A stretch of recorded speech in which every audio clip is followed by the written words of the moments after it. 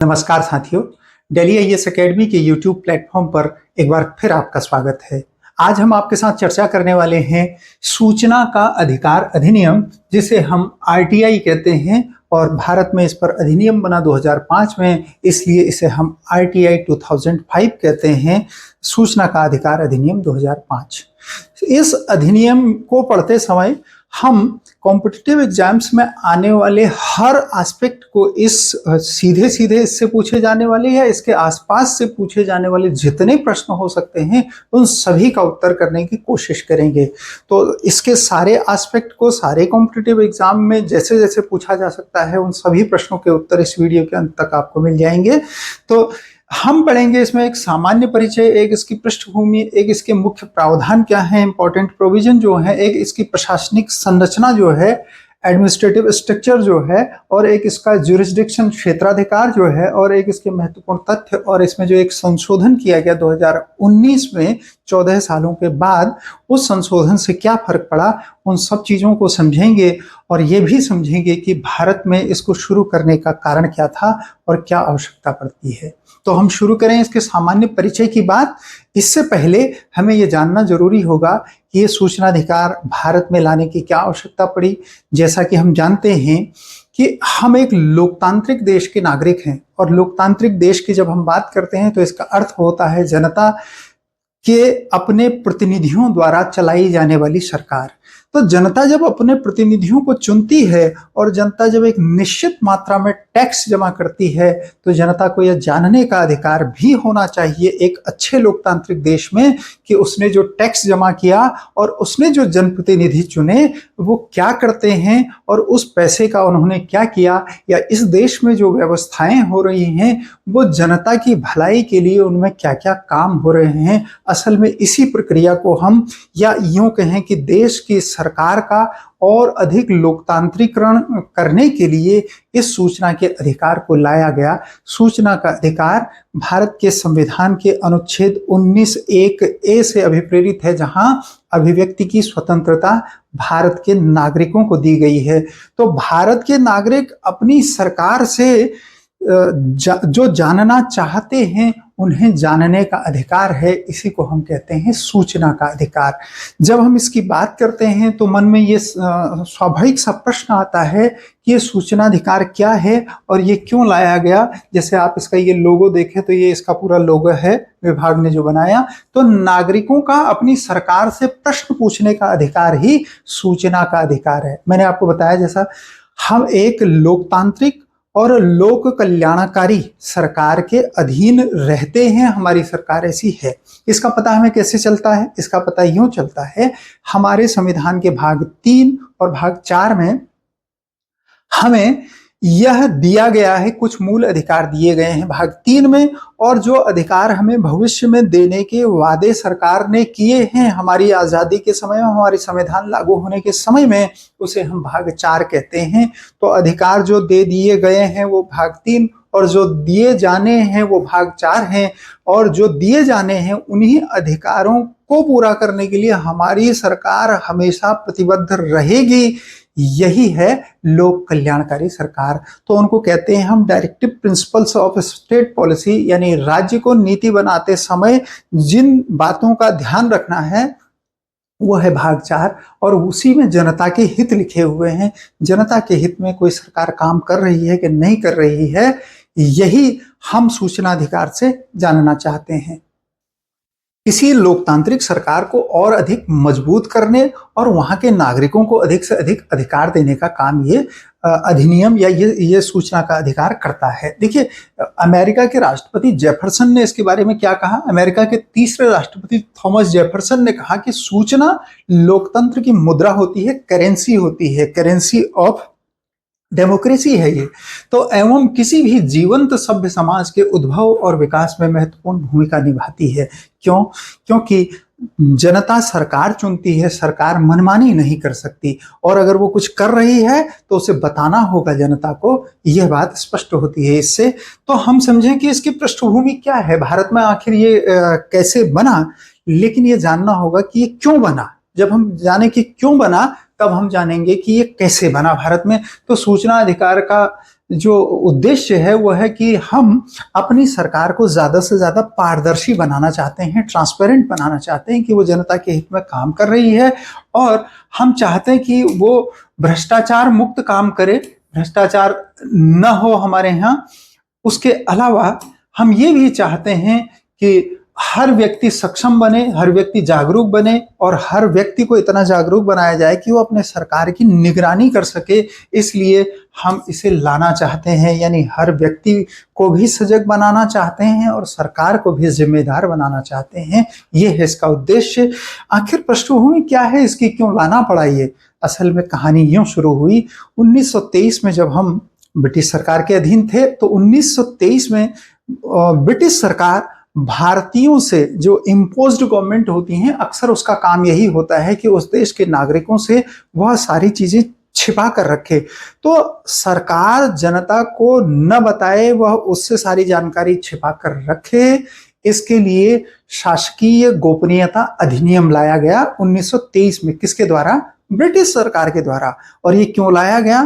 ताकि इसके अनुच्छेद 5 और 6 में ये लिखा गया कि सूचनाएं जनता को नहीं दी जा सकती हैं। और ये सिलसिला इसी तरह चलता रहा और हम आज़ाद भी हो गए, और तब भी ये गोपनीयता का फायदा हमारी सरकारों ने उठाया, और जनता ये नहीं जान पाई कि सरकारें क्या कर रही हैं। और जब भी जानना चाहती थी जनता, तो उसे बताया गया कि ये शासकीय गोपनीयता अधिनियम के तहत सरकार जो काम कर रही है उसे जनता को नहीं बताया जा सकता। जबकि आप जानते हैं कि हम आज़ाद हो गए 47 में, और संविधान लागू हो गया 50 में, और सूचना का अधिकार आया 2005 में। तो हम ये समझ सकते हैं कि लगातार जनता को गुमराह करने का काम किया गया। मतलब जो हमें मिलना चाहिए था, जिस सूचना को मिलना चाहिए था, यदि सरकार ट्रांसपेरेंसी से काम करेगी तो वो बता भी सकती है कि हम क्या कर रहे हैं। फिलहाल हमारा मुद्दा ये नहीं है कि गुमराह रखा गया कि नहीं रखा गया, सरकारों ने कितना काम किया कि कितना नहीं किया, पर हम ये जानना चाहते हैं कि ये 2005 में आया, संविधान लागू होने के इतने वर्षों बाद, संविधान लागू होने के 55 वर्षों बाद ये आया। तो देखिए क्या हुआ कि ये शासकीय गोपनीयता अधिनियम पारित हुआ, उसके 5-6 में ये सूचनाएं छिपाने का आदेश मिला। 1982 में ये एक प्रेस आयोग था, इसने इसे निरस्त करने की मांग की 1982 में, क्योंकि प्रेस को सूचनाएं प्रकाशित करनी होती हैं, इसलिए उन्हें सूचनाएं चाहिए होती। अब सरकार सूचनाएं नहीं देगी तो प्रेस जनता को क्या बताएगी? इसलिए इसने कहा कि इसे निरस्त कर दिया जाना चाहिए। किसे? ये शासकीय गोपनीयता अधिनियम को। और 1989 में 89 में जब वीपी सिंह की सरकार थी भारत में, तो वीपी सिंह ने घोषणा की कि वो जल्दी ही सूचना का अधिकार जनता को देंगे, ये अधिनियम लाएंगे। लेकिन जब तक वो वादा पूरा करते तब तक सरकार गिर गई, और सरकार गिर गई तो आरटीआई नहीं आ पाया। तो सूचना का अधिकार जो लागू होना था वो बाद में एक शौरी समिति बनी, शौरी समिति की सिफारिश पर 2005 में लागू हुआ। ये तो है इसकी पृष्ठभूमि की, इस तरह से इसकी मांग बढ़ी। पर इसके पीछे बेसिक रीजन क्या है? ये 1923 का शासकीय गोपनीयता अधिनियम कौन लाया था? ब्रिटिश सरकार, क्योंकि वो भारतीय जनता का दमन करना चाहती थी। और आजाद होने के बाद भी हमें इसे हटाने में 55 वर्षों, संविधान लागू होने के 55 वर्षों बाद हम ऐसा कर सके। हमें ये जानना होगा कि इसके जो प्रमुख प्रावधान हैं वो क्या क्या हैं। अगर इसे जान लें तो एग्जाम के पॉइंट ऑफ व्यू से हम बहुत इंपॉर्टेंट काम कर लेंगे। असल में क्या है कि इसमें 6 अध्याय और 31 अनुच्छेद हैं, 6 चैप्टर और 31 आर्टिकल्स हैं। उन चैप्टर्स और आर्टिकल्स में छोटी छोटी बहुत सारी बातें लिखी गई हैं, जिसके तहत जनता को यह अधिकार मिलता है कि वो अधिकार पूर्वक अपनी सरकार से सवाल पूछे, और सरकार को ये बाध्यता होती है कि वह जनता को जवाब दे। फिर भी देखें, इस अधिनियम में कुल 6 अध्याय और 31 धाराएं या अनुच्छेद हैं, जिसको हम आर्टिकल कहते हैं। और इसमें धारा 2 में हर चीज की परिभाषा लिखी गई है। जब भी आपसे पूछे कि फलां चीज की परिभाषा कौन सी धारा में दी गई है, तो याद रखें धारा 2। तो धारा 2 में परिभाषाएं हैं अलग अलग चीजों की। उनमें से 2 परिभाषाएं हमारे लिए इंपॉर्टेंट है। एक तो सरकार की परिभाषा दी गई है इसमें, और वो सरकार की परिभाषा जो दी गई है वो दी गई है 2A में, और 2F में दी गई है सूचना की परिभाषा। आखिर इंफॉर्मेशन किसे कहेंगे, वो इंफॉर्मेशन किसे कहेंगे वो तो अभी हम पढ़ेंगे, पर फिलहाल सूचना की परिभाषा 2F में दी गई है। इस F को ऐसे भी याद कर सकते हैं, मतलब फ्रॉड नहीं कर सकते वो सब, उसी को हम सूचना कहेंगे। तो 2 और F ऐसे याद रखें, और A का मतलब है अल्टीमेट जो पावर है, यानी सरकार। तो 2A से अल्टीमेट पावर, सरकार याद रखेंगे, और 2F से यानी फ्रॉड नहीं कर सकते, सूचना देनी पड़ेगी, यानी सूचना किसे कहते हैं ये बताया गया है। और भी कुछ धाराएं देखिए, वैसे तो 31 है, पर एग्जाम के पॉइंट ऑफ व्यू से जितनी इंपॉर्टेंस हो सकती है वो 6-7 धाराएं हमारे पास ये रही। एक तो सरकार स्वयं सूचना दे। आपने अक्सर आजकल ये देखा होगा, जब भी आप किसी भी विभाग की, किसी भी सरकारी डिपार्टमेंट की वेबसाइट खोलते हैं तो उसमें एक सूचना का अधिकार कॉलम होता है। वहां दिया रहता है कि कौन यहाँ क्या करता है, इस विभाग में क्या क्या काम होते हैं, ये सारी बातें जानकारी दी जाती है। इवन अधिकारियों के नंबर भी उसमें दिए जाते हैं। तो सूचना का अधिकार अधिनियम की धारा 4 में इस बात के लिए बाध्य किया गया है विभागों को कि ऐसा नहीं कि हर व्यक्ति हर छोटी छोटी चीज के लिए आरटीआई लगाए तब आप उसे जानकारी देंगे। आपको कहा गया है, यानी सरकार को कहा गया है कि वह अपनी सूचनाएं सार्वजनिक करे, मतलब वो मीडिया के माध्यम से, इलेक्ट्रॉनिक मीडिया के माध्यम से, इंटरनेट के माध्यम, जिस भी माध्यम से हो, जनता तक, जिससे क्या हो, ट्रांसपेरेंट गवर्नमेंट बने। तो धारा 7, तो 4 में क्या, सरकार स्वयं सूचना दे, और सूचना की समयावधि लिखी गई है धारा 7 में। ये 7 क्या कैसे याद रखेंगे, समयावधि को कैसे याद रखेंगे, 7 दिनों का सप्ताह होता है तो टाइम को बताने के लिए प्रयोग किया जाता है, ऐसे याद रखेंगे। 7 का मतलब समय, कितने दिनों के अंदर सूचना देनी होगी। अगर कोई व्यक्ति सूचना मांगता है, इसे पढ़ेंगे अभी कितने दिनों में देनी होती है। तो पहले हम धाराएं पढ़ ले रहे हैं। धारा 7 ये बता रही है कि हमें उसकी एक निश्चित समयावधि दी गई है, उतने समय में सूचना देनी पड़ेगी। वैसे 30 दिन का समय दिया गया है, पर उसमें 4 अलग अलग चीजें हैं, वो भी देखते हैं अभी। सूचना, अच्छा, कुछ मामलों में छूट दी गई है। धारा 8 में कहा गया है कि कुछ मामलों में छूट होगी। जैसे बहुत सारे मामले होते हैं, जैसे देश में सुरक्षा का मामला है, सेना कोई किसी मिशन पर है, या हम कोई परमाणु बम बनाना चाह रहे हैं, मतलब रक्षा का कोई मामला है, तो भारत सरकार के गोपनीय कुछ काम है या सरकार के कुछ गोपनीय काम है जो देश की जनता के हित में है, अगर वो सूचना सार्वजनिक हो जाए तो उसका नुकसान हो सकता है। ऐसी सूचनाएं जो न्यायपालिका के अधीन कोई मामला चल रहा है उसकी जानकारी, या देश के हित में अहित में हो सकता है, देश में शांति भंग हो सकती है, ऐसी सारी सूचनाओं को देने से छूट दी गई है, उन्हें नहीं भी दिया जा सकता है। धारा 8 में छूट है, ठीक है। अच्छा, धारा 12 में क्या है, केंद्रीय सूचना आयोग। केंद्र में एक सूचना आयोग होगा, इसी के पास ये अधिकार है, सर्वोच्च अधिकार है सूचना के मामले में। अगर कोई सरकारी विभाग लापरवाही करता है, सरकारी विभाग या सरकार से लाभ लेने वाला कोई भी, वित्तीय सहायता लेने वाला कोई भी संस्थान, ये क्यों है जरा इसे भी समझ ले। पहले देखिए, हम लोग टैक्स जमा करते हैं तो वो टैक्स का पैसा सरकार के पास जमा है। अब अगर सरकार किसी एनजीओ को, किसी संगठन को, संस्था को वो पैसा देता है तो वो व्यक्ति का पैसा है, इसलिए हमारे नागरिक को ये जानने का अधिकार है कि फला एनजीओ ने ये पैसा लिया तो इसका क्या किया। हालांकि अभी सुप्रीम कोर्ट के निर्णय के बाद भी एनजीओ बहुत सूचना देने में ये कहते हैं कि हम सरकारी संगठन नहीं है, ठीक है। तो यहाँ विषय है, जो सरकारी पैसा ले रहा है उससे पूछने का अधिकार असल में मिला हुआ है। तो अगर कोई नहीं दे रहा है या वो अपने को दायरे से बाहर बताता है तो इस पर निर्णय करने का सर्वोच्च अधिकार किसको है, केंद्रीय सूचना आयोग, जिसे हम सेंट्रल इंफॉर्मेशन कमीशन कहते हैं। उसका वर्णन है अध्याय 3 में। जैसे इसमें मैंने कहा ना 6 अध्याय हैं, तो आपको 2 याद रखने हैं। एक अध्याय 3 जिसमें केंद्रीय सूचना आयोग बताया गया, एक अध्याय 4 जिसमें राज्य सूचना आयोग बताया गया, बस। तो 12 में ये है, और 14 में राष्ट्रपति की जांच के बाद, सुप्रीम कोर्ट की जांच के बाद राष्ट्रपति द्वारा ये जो केंद्र में आयुक्त बनते हैं उनको हटाया जा सकता है। मतलब सीधे नहीं हटा सकते, सूचना इसकी जांच की जाएगी अगर उन पर कोई आरोप लगते हैं तो, ठीक है। अच्छा, धारा 15, अभी तो हम धाराओं का रिवीजन करें। धारा 15 राज्य सूचना आयोग है, अध्याय 4 है, ये मैंने आपको बता दिया, फिर भी एक बार रिवीजन करेंगे अभी। अच्छा, धारा 19 में सूचना आयोग में अपील का अधिकार। जैसे हमने किसी डिपार्टमेंट से, किसी मिनिस्ट्री से कोई सूचना मांगी और हमें नहीं मिली, तो हम कहाँ जाएं? तो या तो राज्य सूचना आयोग के पास जाएंगे और या केंद्रीय सूचना आयोग के पास जाएंगे। तो उसके लिए धारा 19 बनी है। कैसे याद रखेंगे? अभी हमने कहा ना, संविधान के अनुच्छेद 19(1)(a) से हमें ये मिला है। तो इसको ऐसे ही याद रखेंगे कि धारा 19 में इसका वर्णन है कि हम अपील कर सकते हैं राज्य या केंद्र आयोग में। अच्छा, धारा 20, 23 और 24 तीन और रह गई। तो धारा 23 में तो ये कहा गया है कि सूचना न देने पर दंड का प्रावधान है। क्या? अगर कोई अधिकारी, कोई प्राधिकारी जिसको नामित किया गया है विभाग द्वारा कि वो सूचना दे, अगर वो नहीं देता है तो उस पर दंड होगा, वो आर्थिक दंड होगा। कितना होगा?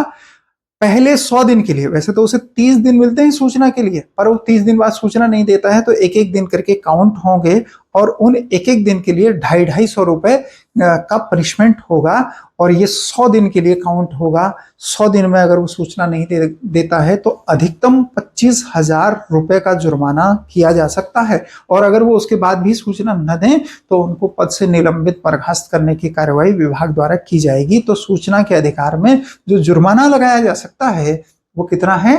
अधिकतम 25,000। और प्रतिदिन कितना है?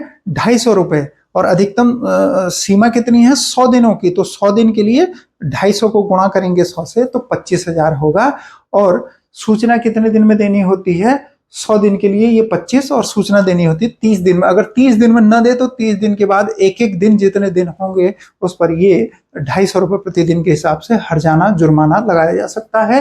ये किसमें कहा गया है? अनुच्छेद 20 में। कैसे याद रखेंगे? 20 का मतलब 420 करना। अगर कोई सूचना देने में 420 कर रहा है तो फिर उसे दंडित किया जाएगा। याद रहेगा ना? 19 से कैसे हम अपील कर सकते हैं, 20 से कैसे, ये हम 420 नहीं करने देंगे किसी को। और देखें, धारा 23 में दोषी लोक सेवक न्यायालय की शरण नहीं ले सकता है। बड़ी इंपॉर्टेंट बात है ये कि अगर किसी को ये सजा सुना दी गई ऊपर वाली कि उसको ये करना है कि 25,000 रुपए जुर्माना देना है, उसके बाद उसको निलंबित करने की कार्यवाही की जा रही है, तो अगर सूचनाधिकार में सूचना न देने के आरोप में उसे निलंबित या बर्खास्त किया जा रहा है तो फिर वो सुप्रीम कोर्ट, हाई कोर्ट नहीं जा सकता। इसको रोका गया है। इसी को हम टेक्निकल भाषा में कहते हैं न्यायालयों की अधिकारिता की वर्जना। तो restriction in jurisdiction of judiciary, judiciary को रोका गया है कि वो ऐसे मामलों में हस्तक्षेप न करे। अगर कोई किसी अधिकारी ने ऐसी लापरवाही की है कि सूचना नहीं दी किसी व्यक्ति को, तो ये कहाँ है? 23 में। तो जब वो 420 कर रहा था तो तब उसने नहीं देखा। अब कोई 2-3 नहीं चलेगा। 2-3 मतलब 23 में ये लिखा गया है क्या? कि उसे न्यायालय में भी कोई प्रोटेक्शन नहीं मिलेगा। 24 में लिखा गया है वही जो छूट यहां लिखी गई थी ना, कुछ मामलों में छूट, उनका वर्णन किया गया है। अब ये जैसे क्या होता है, रक्षा है, मतलब सरकार का रक्षा संबंधी मामला, सेना है, गुप्तचर एजेंसियां जैसे आईबी है, रॉ है, रिसर्च एंड एनालिसिस विंग कहते हैं इसे, और या न्यायालय में लंबित कोई मामला है, उन पर क्या होगा? उन पर ये हम सूचना नहीं ले सकते। अगर कहा जाए कि ये देश की शांति के खिलाफ है, या कहा जाए कि ये न्यायालय में लंबित मामला है, या कहा जाए कि ये रक्षा संबंधी मामला है, गोपनीय है, इसलिए नहीं दिया जा सकता है, तो ये मान लिया जाएगा। कहाँ मिली है ये वर्णन है धारा 8 में कि कुछ मामलों में छूट होगी। उन कुछ का वर्णन कहाँ किया गया है? 24 में। अब देखा हमने क्या पढ़ा? धारा 2 में परिभाषाएं पढ़ी और 2A में सरकार के ऐप में सूचना की। हाँ, और इसमें कितने 6 अध्याय 31 धाराएं, और फिर ये इसमें सरकार स्वयं सूचना दे कहा गया है 4 में। ठीक है, और साथ में सूचना की समयावधि लिमिट जो 30 दिन मैंने अभी आपको बताई, उसमें और हिस्से हैं, अभी पढ़ते हैं उसे। कुछ मामलों में छूट 8 में दी गई है और केंद्रीय सूचना आयोग 12 में और राज्य सूचना आयोग 15 में। तो 12 और 15 यूं भी याद रखना होगा। और राष्ट्रपति ये केंद्रीय सूचना आयुक्तों को हटा सकते हैं, ये 14 में कहा गया है। और केंद्रीय सूचना आयोग अध्याय 3 में और राज्य सूचना आयोग अध्याय 4 में है। और अनुच्छेद 19 मैंने आपको बताया ऊपरी आयोग में, यानी राज्य आयोग में और केंद्रीय आयोग में अपील करने का अधिकार देता है नागरिकों को। और 20 में 420 नहीं कर सकता कोई, यानी अगर करेगा तो फिर उसे दंड मिलेगा कितना? 100 रुपए प्रतिदिन 30 दिन के बाद और अधिकतम 25,000। और 23 में कहा गया कि न्यायालय भी कोई शरण नहीं देगा और 24 में उनका वर्णन किया गया। हो गया पूरा। देखें अब ये सब समझने के बाद हमें ये समझ में आता है क्या कि इतनी सारी चीजें हमें मिली, लेकिन ये सूचना क्या चीज है? वही अभी जो सवाल आ रहा था, जिस सूचना की बात कहाँ की गई है, ये देखें, ये सूचना 2 ऐप में कही गई है। ठीक है, ये 2 ऐप में कौन सी सूचना होंगी? सरकार के पास जो क्या क्या होता है, उसने जो काम किए होते हैं। सपोज करें कि कोई प्रोजेक्ट आया, कहीं सड़क बननी थी, कहीं नदी में पुल बनना था, और कहीं लोकहित के लिए कहीं कोई कॉलोनी बननी थी, कहीं कोई सार्वजनिक काम के लिए कोई भवन बनना था। तो ये जो सरकार की जिम्मेदारियां हैं, उस काम का जो ब्यौरा है वो, उसके जो डॉक्यूमेंट हैं, उसके जो रिकॉर्ड हैं वो, उसके अलावा दस्तावेज के रिकॉर्डों की प्रस्तावना, सारांश, नोट्स, प्रमाणित प्रतियां जो हैं वो है सूचना। सामग्री के प्रमाणित नमूने, मतलब जैसे कौन सी क्वालिटी का सीमेंट आपने यूज किया, कौन सी सरिया यूज की, और उसमें क्या क्या लगाया, किस प्रकार का कपड़ा प्रयोग किया, मतलब अलग अलग चीजों में जो चीजें लगती हैं, उन सामग्री की डिटेल भी सूचना में आती है। अच्छा, उसके अलावा जो प्रिंट आउट सरकार के पास है, डिस्क है, फ्लॉपी है, टेप है, वीडियो कैसेट है, ये इसमें इलेक्ट्रॉनिक रूप से जो सामग्री कंप्यूटर में उन्होंने इकट्ठा कर रखी है, वो सब जनता को जानने की का अधिकार किससे मिला हुआ है? 2 ऐप से मिला हुआ है। असल में यही सूचना है। ये सरकार अपने पास जो सारी चीजों की, सारे कामों की जानकारी इकट्ठा करके रखती है, वही सूचना है। तो मन में सवाल ये भी आता है कि इसकी जो संरचना है, अभी हमने कहा ना कि ये केंद्रीय सूचना आयोग, राज्य सूचना आयोग होता है, कैसे बनता है, या ये हम सूचना लेने का काम है जो कैसे करते हैं। तो सबसे पहले कोई भी सरकारी विभाग का मतलब जो सरकारी नौकरी कर रहा है, सरकारी पैसा ले रहा है, या सरकार के नाम पर जो विभाग चल रहे हैं, उसमें कौन हो सकता है? उसमें हमारी पंचायतें भी हो सकती हैं, स्थानीय स्वशासन की नगर निगम भी हो सकते हैं, उसमें हमारे ये विधानसभाएं, विधान परिषद और संसद, और उसके अलावा और भी डिटेल में उन सबको भी पढ़ते हैं। सरकार कितनी है उसकी विस्तार से चर्चा अभी कर रहे हैं, लेकिन ये जानना होता है कि उनके यहाँ ये मजबूरी है उनको ये सूचना का अधिकार अधिनियम आने के बाद कि अपने विभाग में एक लोक सूचना अधिकारी नियुक्त करें। उसी विभाग का कोई एक अधिकारी होता है जो लोक सूचना अधिकारी होता है, जिसको पब्लिक इंफॉर्मेशन ऑफिसर कहते हैं। पब्लिक इंफॉर्मेशन ऑफिसर क्या? ये विभाग का व्यक्ति होता है। उस विभाग का जो मुखिया होता है, सर्वश्रेष्ठ सर्वोच्च व्यक्ति जो होता है, वह उसका अपीलीय अधिकारी होता है। तो अगर हमें 30 दिन में ये सूचना नहीं देता है, तो हमारी जिम्मेदारी होती है कि हम उस विभाग के सर्वोच्च व्यक्ति को सूचना दें, तो 30 दिन में वो हमें सूचना मुहैया कराएंगे। उनको कहते हैं प्रथम अपीलीय अधिकारी, फर्स्ट अपीलेट ऑफिसर। अब यदि दोनों जगह से हमें 30 दिन के अंदर सूचना नहीं मिली, तो हमें वही क्या, अनुच्छेद कौन से 19 से ये अधिकार मिला हुआ है कि हम राज्य या केंद्रीय सूचना आयोग में अपील कर सकें। किससे? अनुच्छेद 19 से। तो इसके अनुच्छेद 19 में जो हमें अधिकार मिला, उस आधार पर हम राज्य सूचना आयोग या केंद्रीय सूचना आयोग में अपनी अपील दायर करते हैं। और ये कब दायर करनी होगी? ये यहाँ का रिजल्ट आने के 90 दिनों के अंदर अंदर करनी होगी। तो 90 दिनों में हमारी शिकायत राज्य या केंद्रीय सूचना आयोग में पहुंच जानी चाहिए। अब विषय ये होता है कि ये राज्य सूचना आयोग कैसे बना होता है और केंद्रीय सूचना आयोग कैसे बना होता है। ये 3 जो हमारे एग्जाम के लिए महत्वपूर्ण जानकारी वो ये देखिए, एक मुख्य सूचना आयुक्त और 10 से अनधिक आयुक्त होते हैं। एक मुख्य सूचना आयुक्त और बाकी आयुक्त होते हैं, लेकिन लिखा गया है 10 से अनधिक। अनधिक मतलब 10 से ज्यादा नहीं हो सकते, 10 से कम तो हो सकते हैं पर ज्यादा नहीं हो सकते। और ऐसे ही राज्य में भी होता है, एक मुख्य सूचना आयुक्त और 10 से अनधिक मतलब अधिकतम 10, और वो अलग अलग हैं। इस समय केंद्र में 6 और 1 हैं, एक मुख्य सूचना आयुक्त और बाकी 6 आयुक्त हैं। इनकी नियुक्ति कैसे होती है, ये सवाल उठता है मन में। तो इनकी नियुक्ति के लिए कॉलेजियम बना होता है। एक तो उसमें प्रधानमंत्री होते हैं और एक विपक्ष के नेता होते हैं, ताकि विपक्ष का भी प्रतिनिधित्व रहे, और एक केंद्रीय मंत्री होते हैं। ये 3 लोग मिलकर के, प्रधानमंत्री, विपक्ष के नेता और एक कैबिनेट मंत्री। बिल्कुल यही संरचना राज्य में भी होती है। राज्य में पीएम की जगह सीएम होते हैं, बाकी यहाँ भी विपक्ष के नेता होते हैं और एक कैबिनेट मंत्री होते हैं। ये 3 लोग मिलकर के कॉलेजियम केंद्र में बनाते हैं पीएम के साथ, स्टेट में बनाते हैं सीएम के साथ, और ये रिकमेंड करते हैं नाम किसको? राष्ट्रपति को, तो राष्ट्रपति इसको नियुक्त करते हैं दोनों जगह। ठीक है, ये देखें, पीएम प्लस विपक्ष का नेता प्लस कैबिनेट मंत्री, और यहां भी ऐसे ही होता है, और ये विपक्ष का नेता और कैबिनेट मंत्री। तो लेकिन एक बात है कि इनका कार्यकाल 2019 से पहले 5 साल का होता था, और 2019 में ये कर दिया गया कि इनका कार्यकाल केंद्र सरकार, मतलब ये केंद्रीय हो, राज्य हो, केंद्र सरकार द्वारा इनका कार्यकाल निर्धारित किया जाएगा, और अधिकतम आयु 65 वर्ष होगी। तो अधिकतम आयु 65 वर्ष रहेगी, और कार्यकाल निर्धारित होता है केंद्र सरकार द्वारा, और कार्यकाल केंद्र सरकार द्वारा निर्धारित, और किसी भी एमपी और एमएलए को ये सूचना आयुक्त नहीं बनाया जा सकता।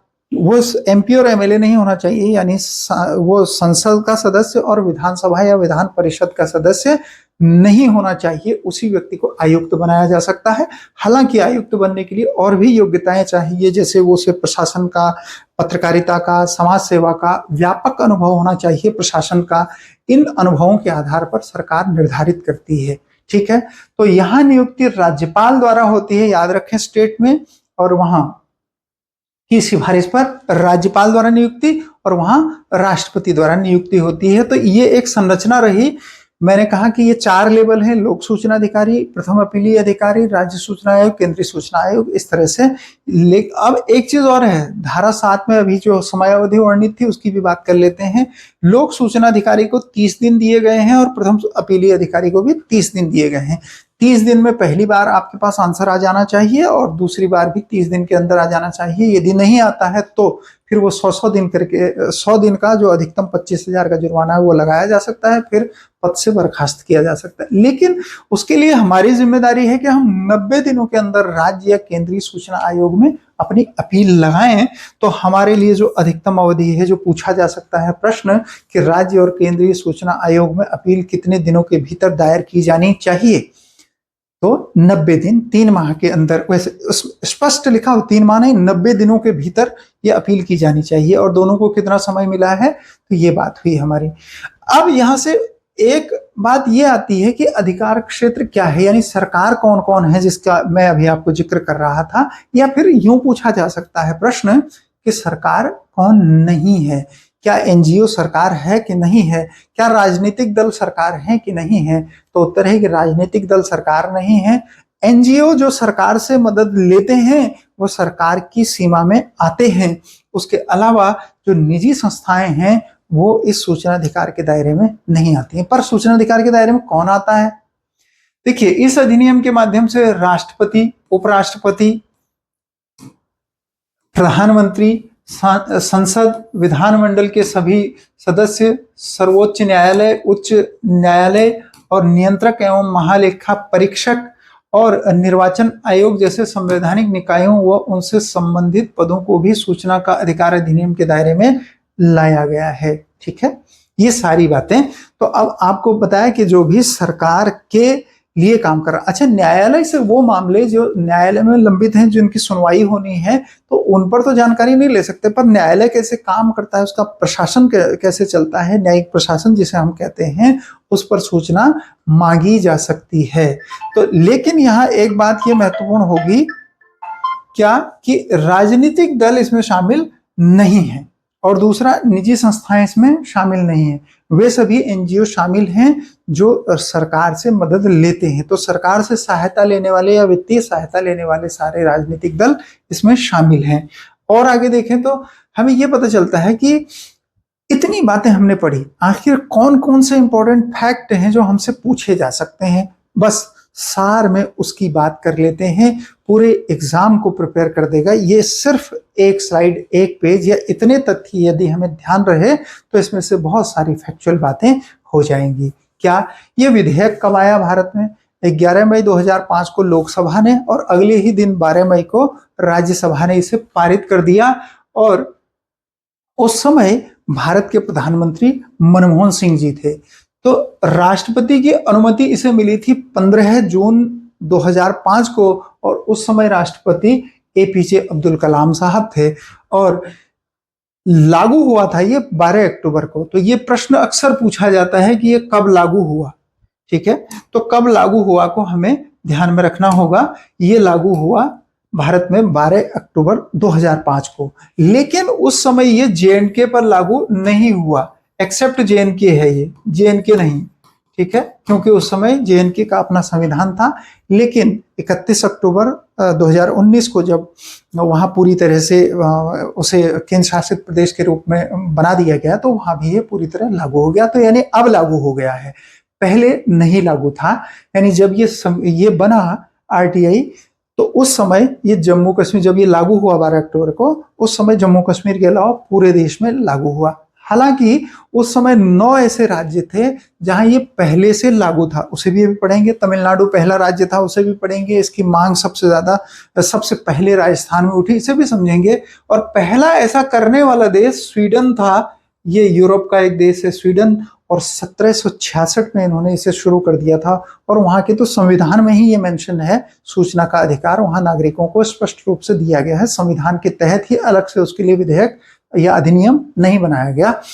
तो स्वीडन पहला देश, ये भी याद रखना पड़ेगा। मांग उठाने वाला पहला राज्य भारत में राजस्थान है, और इसे लागू करने वाला पहला राज्य तमिलनाडु है, जिसने 1997 में 1997 में इसे अपने राज्य में लागू कर दिया था। उसके बाद गोवा ने भी किया।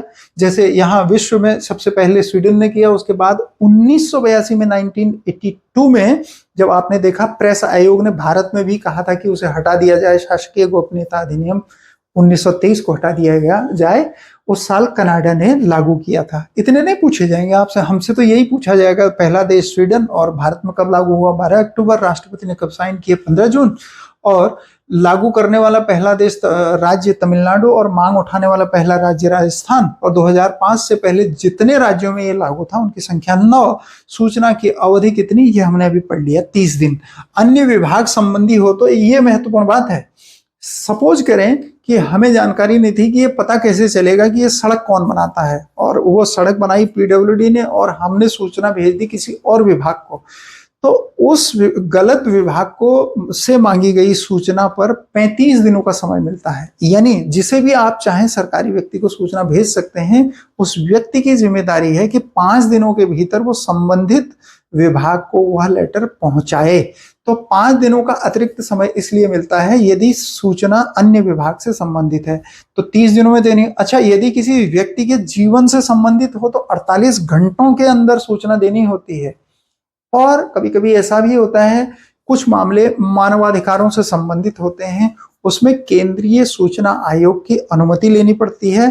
तब 45 दिनों के भीतर हम उस सूचना को प्राप्त कर सकते हैं। यानी अधिकतम जो सीमा है वो 45 दिनों की है, न्यूनतम सीमा जो है वो 48 घंटों की है, सामान्य सीमा जो है वो 30 दिनों की है।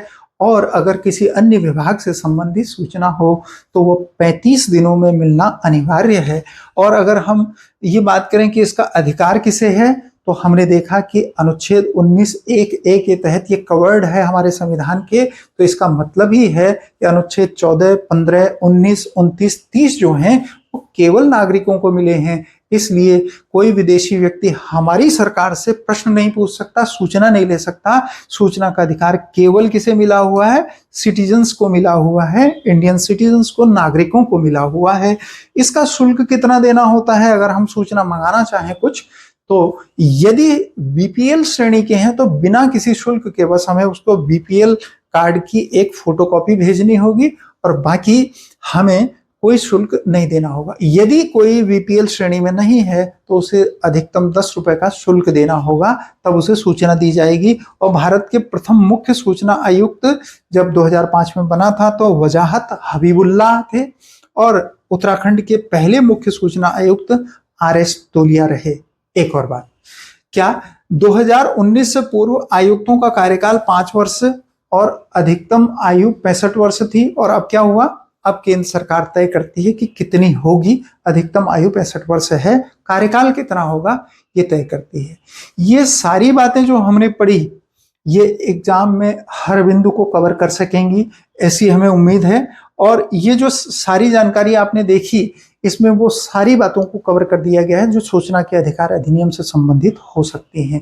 यदि आप चाहें कि ये आपको पीडीएफ फॉर्म में मिल जाए तो उसके लिए आप हमारा ऐप डाउनलोड कर सकते हैं। ऐप का लिंक नीचे डिस्क्रिप्शन बॉक्स में दिया गया है। हम ऐसे ही इंटरेस्टिंग वीडियो के साथ फिर आपसे मिलेंगे। अगली बार, तब तक के लिए थैंक यू सो मच।